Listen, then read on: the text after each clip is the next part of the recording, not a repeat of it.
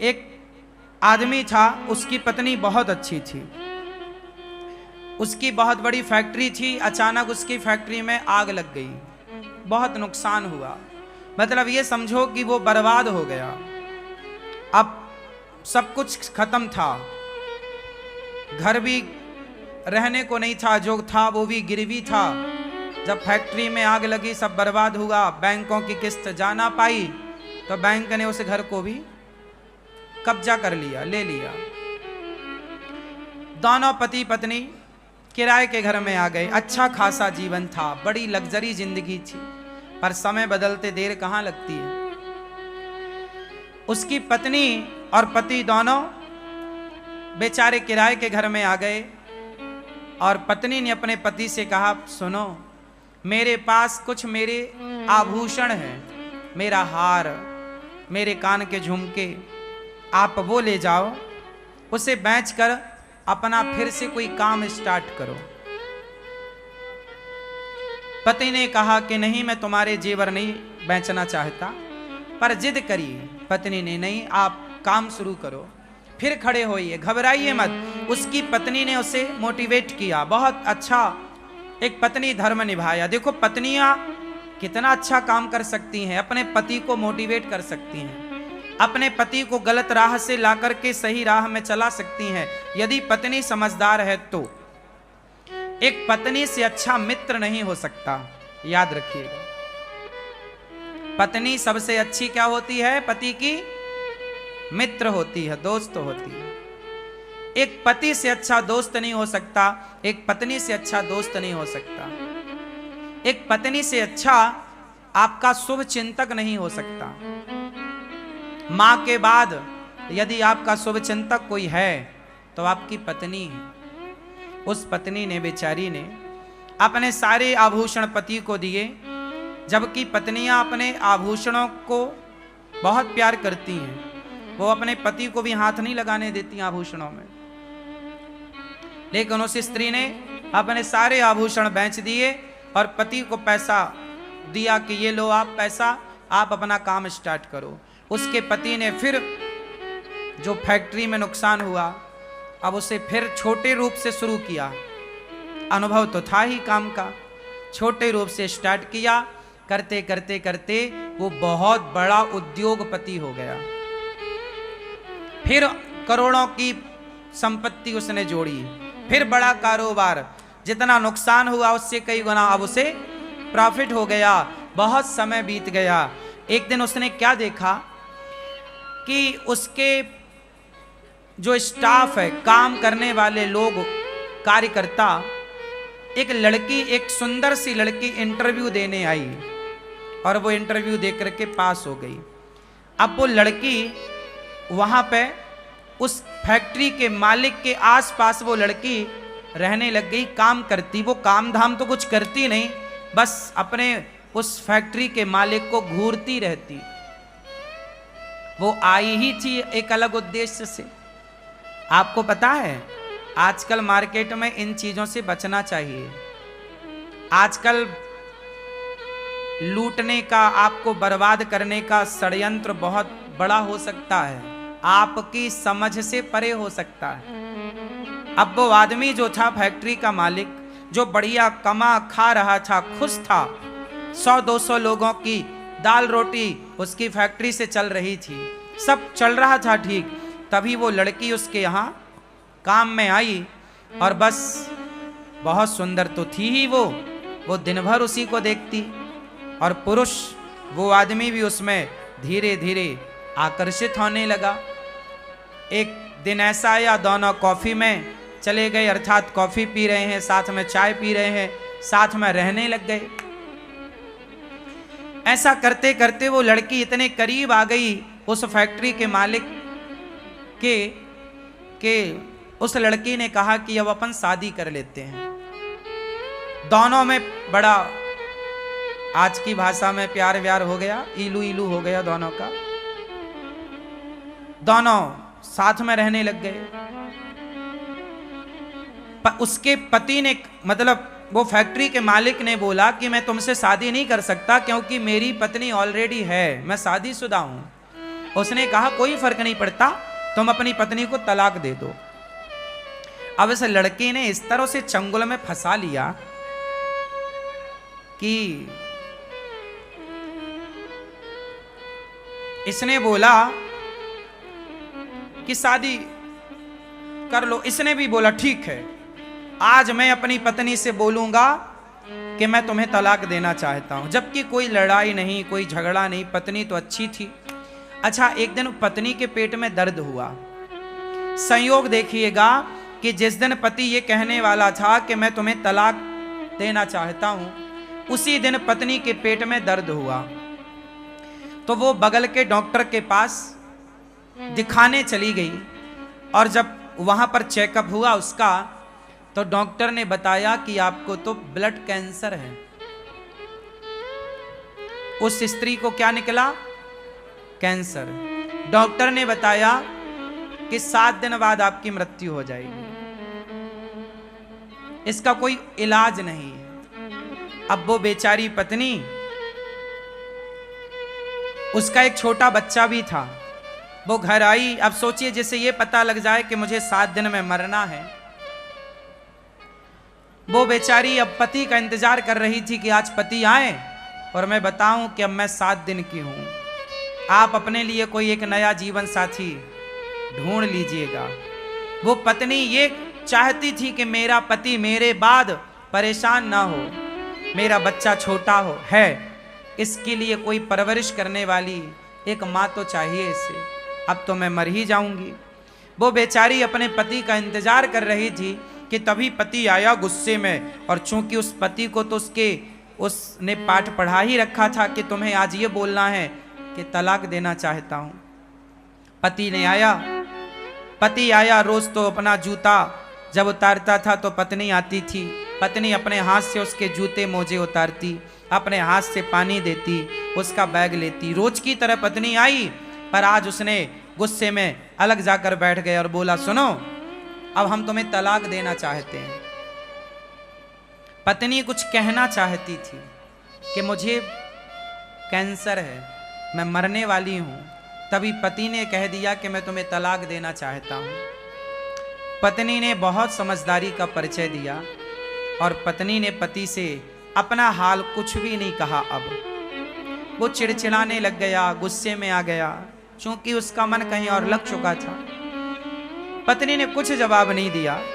पत्नी ने कहा, अच्छा ठीक है, आप मेरे से तलाक लेना चाहते हैं? हाँ, मैं 7 दिन बाद आपको तलाक दूंगी। मैं आपको 7 दिन बाद तलाक दूंगी, परंतु आप मुझे इन 7 दिनों में जैसे पहले प्रेम करते थे उसी प्यार से आप मुझे 7 दिन रखेंगे। 7 दिन बाद मैं आपको तलाक दूंगी। पति को लगा ये तो बहुत सस्ता है।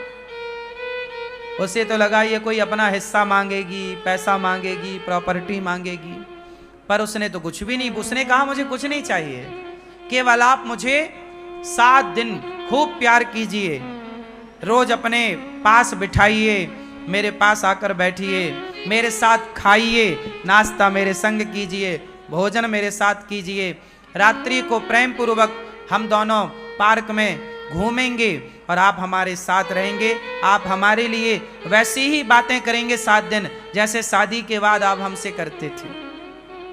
पति को लगा अच्छा, पति को नहीं पता था कि ये केवल 7 दिनों की है, लेकिन अब पत्नी को पता था कि अब चलो मैं तो 7 दिन की हूं, पर इन्हें तलाक देना है, कोई बात नहीं। अब सोचिए उस स्त्री का दिल कितना बड़ा रहा होगा। कोई और होती तो भड़क जाती, पर उस स्त्री ने कोई जवाब नहीं दिया। एक दिन बीता, उसके पति ने भी खूब प्यार दिया उसे, बनावटी प्यार था अब तो, पर किया। रोज उसके साथ अच्छे से खाता पीता, चलता फिरता, टहलता, हंसता, सब बढ़िया। 7 दिन, 1 दिन, 2 दिन, 3, 4, 5, 6, आज 7वां दिन था, आखिरी। आज पत्नी ने अपने पति की आरती उतारी, उसके माथे पर तिलक किया और आज उसे उसके काम के लिए भेजा जहां वो फैक्ट्री रोज जाता था। और जब उसका पति आज घर से गया ना, तो उसके मन में विचार आया कि मेरी पत्नी देखो मेरे से कितना प्यार करती है।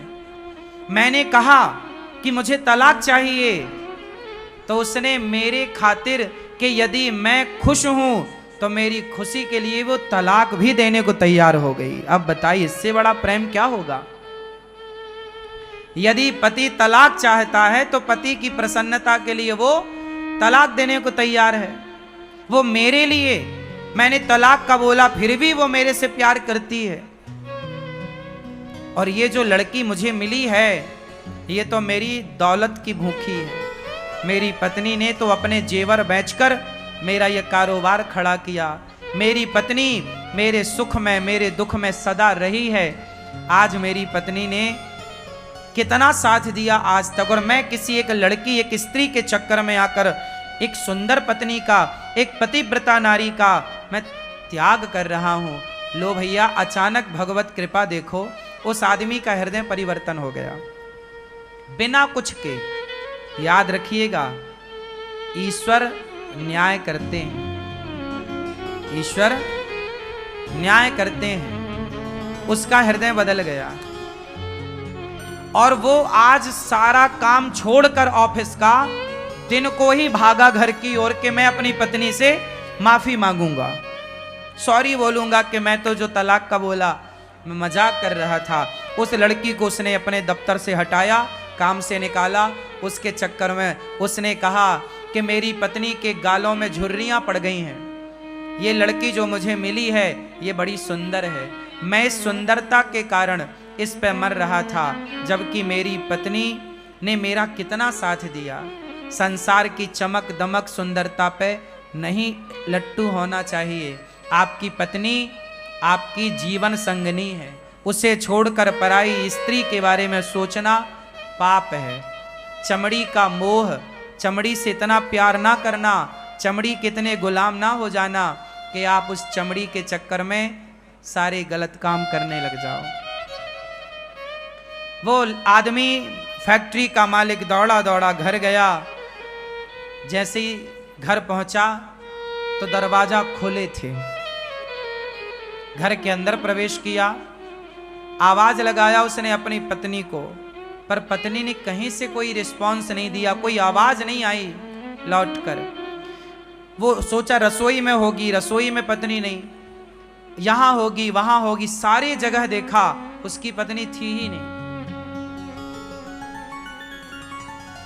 तब वो अपनी पत्नी के कमरे में गया ऊपर, और जब कमरे में जाकर देखा तो उसकी पत्नी बिस्तर पर पड़ी हुई थी और बगल में एक कागज था। वो कागज में कुछ लिखा था। वो पत्नी को जगाया, अरे देखो मैं आ गया भाग्यवान, सुनो मैं तो तुमसे मजाक कर रहा था, मुझे माफ कर दो, सॉरी। वो बहुत बोलता जा रहा पर पत्नी तो सुनने को तैयार नहीं, वो तो बिस्तर में पड़ी। वो पड़ी क्या थी? वो मर चुकी थी, लेकिन मरने के पहले उसने एक पत्र लिखा था अपने पति के लिए। अब उस कागज में क्या लिखा?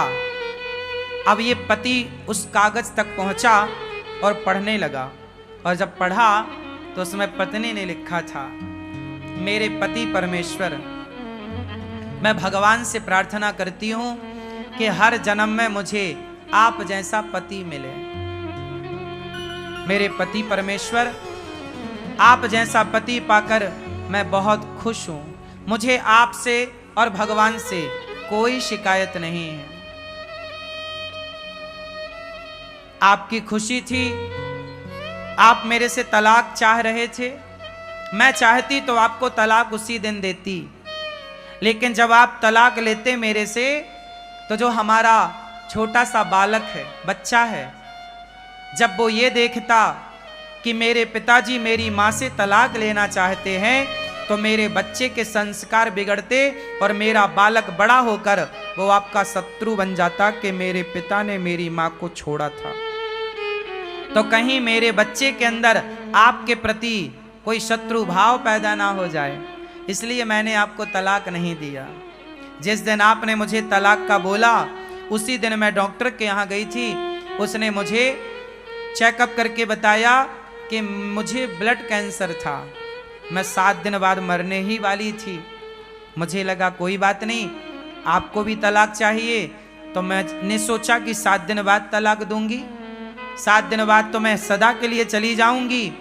आपका जिससे मन करे आप विवाह करके अपना घर बसाइएगा, बच्चे के संस्कार ना बिगड़े, इसलिए मैंने आपको कोई जवाब नहीं दिया।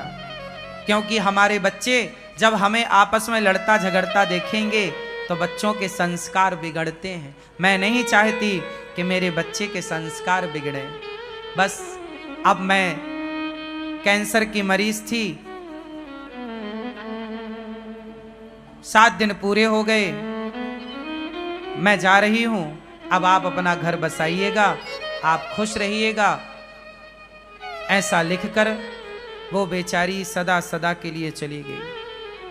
अब इसका पति ये पत्र पढ़ करके जो रोना शुरू किया, हे भगवान मेरे से कितनी बड़ी गलती हो गई, मेरी पत्नी मरने की स्थिति में थी और मैं उसका साथ ना दे सका, अच्छा इलाज कराता, अच्छे जगह दिखाता, शायद मेरी पत्नी बच जाती, कोई बढ़िया डॉक्टर को मैं चुनता, शायद बच जाती। लेकिन वो पराई स्त्री के चक्कर में फंसकर अपनी एक सुंदर पतिव्रता नारी को अंत में बड़ा दुख दिया। अब कोई पत्नी को यह पता चले कि मेरा पति मुझे तलाक देना चाहता है, और वो भी अंत समय में, उस पत्नी को खुशी तो हो ही ना होगी। वो बेचारी चल बसी। कहा था उसने बच्चे को आप अच्छे संस्कार दीजिएगा। वो आदमी रोया और सारी जिंदगी के लिए मन में एक प्रश्न खड़ा हो गया कि मैंने ऐसा क्यों किया। उसने अपने आप को कभी माफ नहीं किया। फिर उस आदमी ने विवाह नहीं किया, बच्चे को पढ़ा लिखा कर योग्य बनाया। ये कहानी नहीं है, एक सत्य घटना है, एक सत्य लेख है। वो मैंने कहीं पढ़ा तो मैंने आपको सुनाया।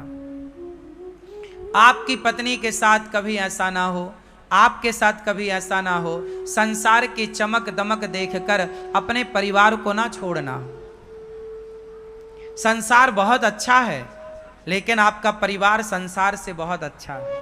आपका परिवार ही आपका संसार है, आपका परिवार ही आपका संसार है। संसार कितना भी अच्छा हो, आपके परिवार से अच्छा नहीं हो सकता। अरे आपका परिवार है तो संसार है, परिवार नहीं तो संसार नहीं। संसार भी तब अच्छा लगता है जब परिवार अच्छा हो, परिवार अच्छा ना हो तो संसार अच्छा नहीं लगता। तो मैं मानता हूं कि परिवार ही एक संसार है, हाँ या ना? तो पहले अपना परिवार देखिएगा, परिवार की खुशी देखिएगा। पत्नी गोरी हो काली हो, बुढ़ापे में झुर्रियां पड़ी हो या चमड़ी ढीली पड़ी हो, कैसी भी हो, परंतु आपको अपने मन को अब काबू में करके अपनी पत्नी के साथ खुश रहना चाहिए। जिंदगी ढोना नहीं चाहिए। देखो, जिंदगी को बोझ ना बना लो, चलो अब तो तुम्हारे संग रहना ही पड़ेगा ना, ऐसा नहीं। खुशी खुशी रहो, प्रसन्न चित्त से रहो, हंसते हुए रहो, मुस्कुराते हुए रहो। जिंदगी बोझा ना बने, प्यार से। और ये तब होगा जब आप रिश्तों की कीमत समझेंगे। एक बात बताएं, आज एक सच्ची बात बताएं, आजकल ना लोग रिश्तों की कीमत नहीं समझते। यदि रिश्तों की कीमत समझते लोग तो बात बात में पत्नियां या पति तलाक ना देते या लेते, तलाक ही तलाक ना होता ना। आज हमारे देश में 40-50% तलाक हो रहे हैं। शादी होती हैं, तलाक हो जाता है। क्यों? क्योंकि आज रिश्तों की कोई अहमियत नहीं बची, रिश्तों में समर्पण नहीं रहा। आज तो केवल चमड़ी की भूख है साहब। आजकल पत्नियां भी लोग क्यों चाहते हैं? केवल चमड़ी की भूख मिटाने के लिए। शादियां भी आजकल केवल वासनाओं के लिए हो रही हैं। विवाह का असली उद्देश्य लोग भूल चुके हैं। रिश्ते क्या होते हैं, रिश्तों की कीमत क्या, माँ की अहमियत क्या है, पिता की अहमियत क्या है, पिता होना क्यों आवश्यक है, पति होना क्यों जरूरी है, पत्नी की क्या अहमियत है। रिश्तों में एक दूसरे का सम्मान करना होता है, एक दूसरे को रिस्पेक्ट देना होता है, एक दूसरे का आदर करना होता है, एक दूसरे को नीचा दिखाना नहीं होता। हम अपनी पत्नी का सम्मान करते हैं तो पत्नी भी हमारा सम्मान करती है। हम अपनी पत्नी पर विश्वास करते हैं तो पत्नी भी हम पर विश्वास करती है। हम अपनी पत्नी को अच्छे से बात करते हैं तो वो भी हमसे अच्छे से बात करती है। हम अपनी पत्नी से कुछ चाहते नहीं हैं तो वो भी हमसे कुछ नहीं चाहती। रिश्तों में चाह ना हो, हमें आपसे कुछ चाहिए, आपको हमसे कुछ चाहिए, तो ये तो व्यापार हो गया। और रिश्तों में व्यापार थोड़ी चलता है, प्यार हो, क्या हो, एक दूसरे का ख्याल हो।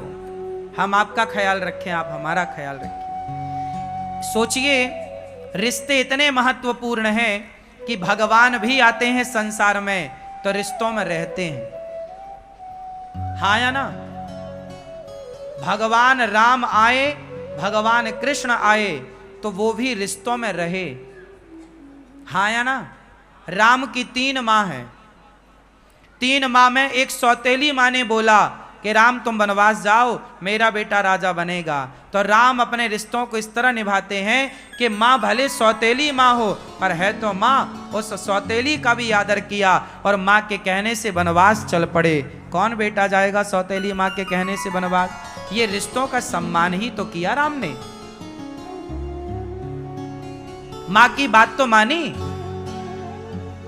पत्नी ने जिद करी कि मैं आपके साथ वनवास चलूंगी, समझाया कि बहुत कष्ट होगा, जिद करी, पत्नी का साथ नहीं छोड़ा राम ने।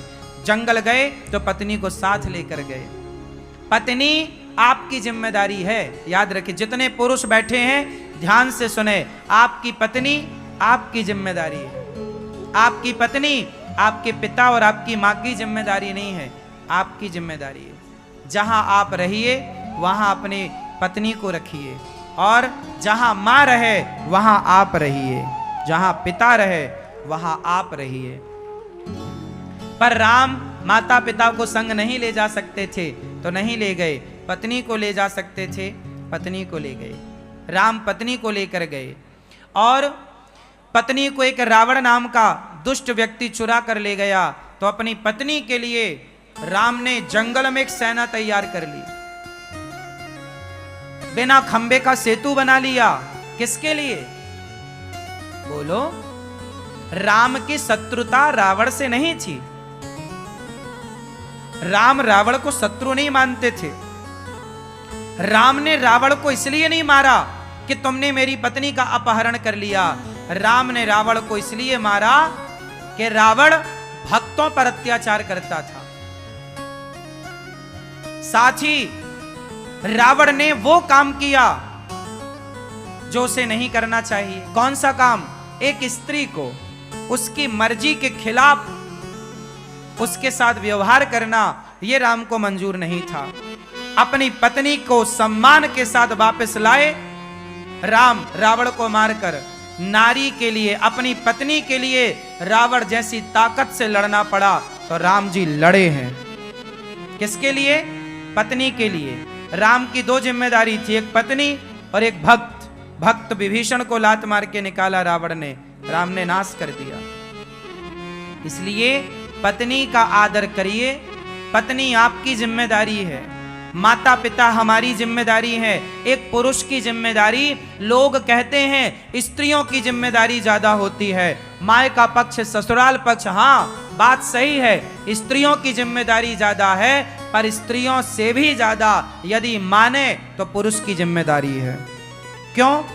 क्योंकि पुरुष स्त्री की एक जिम्मेदारी है, पति की सेवा करना, पर पुरुष की जिम्मेदारी है कि पत्नी का भी ख्याल रखना, बच्चों का भी ख्याल रखना और माता पिता का भी ख्याल रखना। पुरुष की जिम्मेदारियां, आजकल का मर्द अपनी जिम्मेदारी समझ कहां रहा है। वो तो केवल अपनी पत्नी को जिम्मेदारी मानता है, माता को नहीं, पिता को नहीं। भाई, पुरुष का मतलब ये नहीं है कि आप देखो, एक नाव जो है ना, नाव में 2 किनारे होते हैं। हाँ या ना? नाव में कितने किनारे होते हैं? दो, और नदी में भी दो, और समुद्र में भी दो, दो किनारे होते हैं। ऐसे गृहस्थी की नौका में दो किनारे हैं, एक पत्नी पुत्र किनारा है, एक माता पिता वो किनारा है। यदि पत्नी की माता को, पत्नी के पिता को कोई दिक्कत है तो मैं उनका सपोर्ट करूंगा, और मेरे जन्म देने वाले माँ बाप को दिक्कत है, कोई कष्ट है तो मैं उनका सपोर्ट करूंगा। मतलब गृहस्थी में ये दो किनारे हैं, एक पत्नी पक्ष, एक आपकी माँ पक्ष। इन दोनों का बैलेंस बना के चलना कि पत्नी भी साथ में रहे और माँ बाप भी साथ में रहे, पूरा परिवार एक संगठित होकर रहे, तब तो आप पुरुष हैं।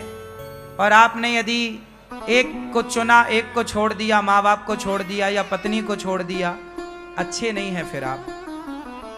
पुरुष की जिम्मेदारी है पूरा परिवार संगठित रहे। आपके भाई से आपका झगड़ा हो गया तो आपको कौन अच्छा कहेगा? लोग क्या कहेंगे, यार ये तो अपने भाई से लड़ता है, ये तो अपने भाई का सगा नहीं है। सुनो, कल आपके बच्चे होंगे तो आप अपने आपके दो बेटे हैं माना कि, तो आप अपने दोनों बेटों को क्या बताओगे, बेटा तुम दोनों भाई बड़े होके प्रेम से रहना। कैसे प्रेम से रहना? जैसे हम दोनों भाई प्रेम से रहते हैं। यदि हम दोनों भाई प्रेम से रहते हैं तो हम अपने बच्चों को कह सकते हैं कि तुम भी दोनों भाई प्रेम से रहना। जब हम दोनों भाई प्रेम से नहीं रहते तो अपने बच्चों को हम क्या सिखाएंगे? लवकुश प्रेम से रहेंगे, लवकुश प्रेम से रहेंगे। क्यों? क्योंकि भरत और राम प्रेम से रहते हैं। भरत और राम आपस में लड़ते तो लवकुश भी आपस में लड़ते। माँ बाप से बच्चे सीखते हैं। और मैं आपसे एक बात कहूं, आप अपने बच्चों को किसी और का उदाहरण ना दिया करो, आप खुद ऐसा जीवन जियो कि आप अपना उदाहरण बच्चों को दो कि बेटा जीवन ऐसे जिया जाता है, जीवन को जी करके बताओ। बात समझ में आ रही है? हाँ या ना? तो कैसे जियोगे जीवन? घर में बंटवारा कर लो अपने भाई से, भाई का बंटवारा हो जाए, बात सही है। चूल्हा चक्की अलग है, बात सही है। पर देखो, अलग होना अलग विषय है, लेकिन अलग होके झगड़ा करके अलग होना और अलग होके झगड़े में रहना नहीं। अलग रहो, कमाओ अलग, खाओ अलग, लेकिन सुख दुख में एक दूसरे के साथ कंधे से कंधा मिलाकर